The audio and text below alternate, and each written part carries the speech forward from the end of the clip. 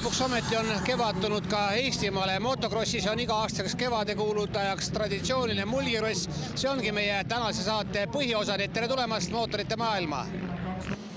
Mulgikross on eriliseks magnetiks nii sõitjatele kui pealtvaatajatele seda kevadiselt heitlikule ilmale vaatamata.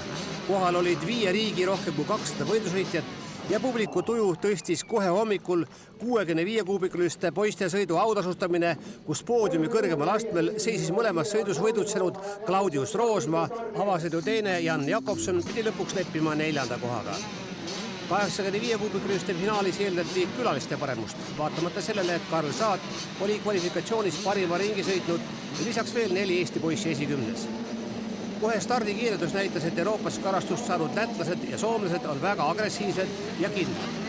Vaid eelsõidu 4. külaline Soomest vääratas ja pidi rivi lõpust uut tõusu alustama.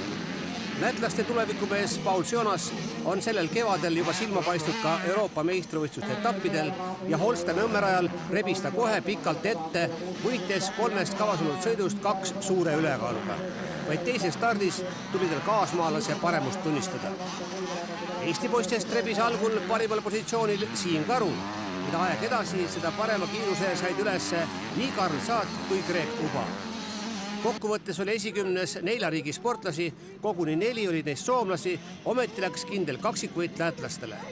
Tubli 3. kohase kokkuvõttes Karl Saat, 5. oli Greg Uba ja 8. Karel Kutsar. MX2 klassis olid meie lootused kõrgel.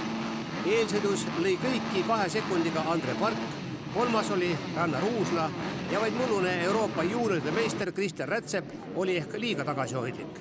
Esimese kurvi keerasin natuke nässu ja siis sain 4. Siis Andre sai ees minema selleks ajaks, kui ma juba nendest esimesest 2 mööda sain, minu ees olevat sõitjatest mööda sain, siis oli Andre juba eest ära sõitnud. Üritasin teda kinni püüda. Vahepeal hakkasin juba järgi tulema ja siis lõpus väsisin ära ja pidin natuke hoogu järgi laskma, et mitte kukkuda. Stardis olid eestlased pika rivi eesotsas ja esimesed ringid ainult kinnitasid nende üleolekut.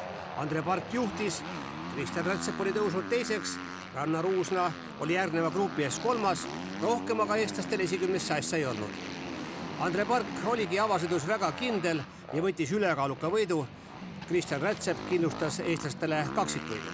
Alguses proovisin rütmi üles leida ja tegin paar kiiremat ringi, et väike vahe sisse teha ja siis proovisin selle lõpuni hoida ja nii ta läks, et järgmine sõit uuesti samamoodi proovime teha. Järgmised 2 sõitu keerasid aga meie poiste lootused päris kummuli. Kokkuvõttes kuulusid 3 poodiumi kohta hoopis külalistele. Meie parimana oli Andre Park 4. 7. oli Rannar Uusna ja Kristjan Rätsep alles 9. Kiita tuleks noorukest Erki Kahrut, kes lõpetas 12. kohaga. Maksusele pääses aga stabiilsus ja vastupidavus, ka Andre Park oli enda suhtes kriitiline. Lõpupoole hakkas juba käete peale juba, et võtsin vähe hooga vähemaks ka, et mitte kukkuda. Päeva põhistardid MX1 klassis eeldasid põnevaid sõite, sest kvalifikatsioonisõidus mahti ringil 1 sekundi sisse koguni 8 meest. Sõit ise pidi selgitama, kes eestlasest kiirem on, kas Juss Laanso, kelle käsi hästi veel vastu ei pea, ja kas Martin Leok on ikka vigastusest paranenud? Ei vastupidavus mul kõige suurem praegu ei ole, et olen natuke treeninud, et taastun veel äkki vigastust, et aga mis siin ikka, Cross on cross, kõigil samasugune see rada ja... Päris kindlasti huvitas kõiki kumb vendadest Liisadest seekord kiirem on. Mis siin ikka, mul on alati plaan vennast eespool olla. Tahaks Eestit käida sinna top 5 sisse sõita. Start oli kõigil päris ühtlane, küll aga oli näha, et eestlasi päris ees ei olnudki. Hoopis soomlased olid avaringil kaksikjuhtimise haaranud. Martin Leok ja Toomas Triisa sõitsid suhteliselt tagasihoidlikel 4. ja 5. positsioonil. Rahulikult ja kindlalt jätkas aga Martin Leok rajal ja see tõi talle avasõidus ülekaaluka võidu Toomas Triisa ees. Start kõige paremini ei näinud, et tõmbas ratta ringi betooni pealt start, et ei oska eriti. Aga siin 3. kurves oli kohe väikene kukerpall seal kellegil ja siin ma sain kuidagi hilisin mööda sealt. Ei saaksin järjest võtma järjest vaikselt. Lõpus sai muidugi natuke rahulikult sõita, sest sain väikse vahe sisse teha ja sain rahulik puhata, et järgmise sõiduks oli valmis. Esimesed paar ringi läks ikka sellega, et pidime Martiniga rahulikult sealt tagant mööda pressima, et me olime, ma arvan, esimene ring äkki mingi 7 alles kuskil.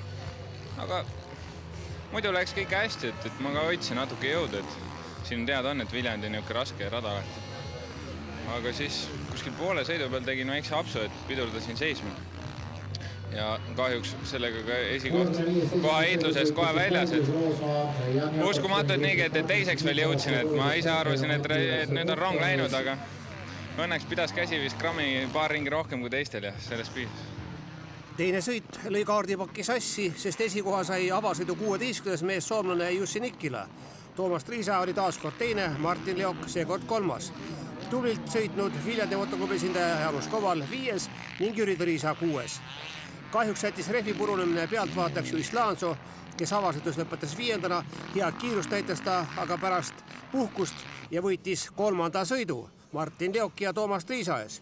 Üldvõitja mulgikrossil seega Martin Leok, edu Toomas Triisa ees lõpuks 3 punkti. Kas sa Euroopas startideks valmis oled?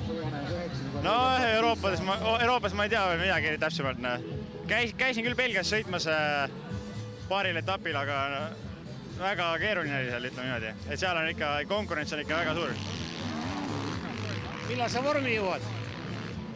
Ei noh, kuidas kunagi, ma saan äkki praegu ütelda, et mu vorm on kõige parem, et eks iga päev on uus päev, et vahepeal on halvad päevad ja vahepeal on head päevad.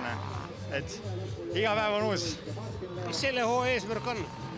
Eesti meistrivõistlusest proovin kaasa sõita kõik ja võib-olla natuke supermootot isegi proovida.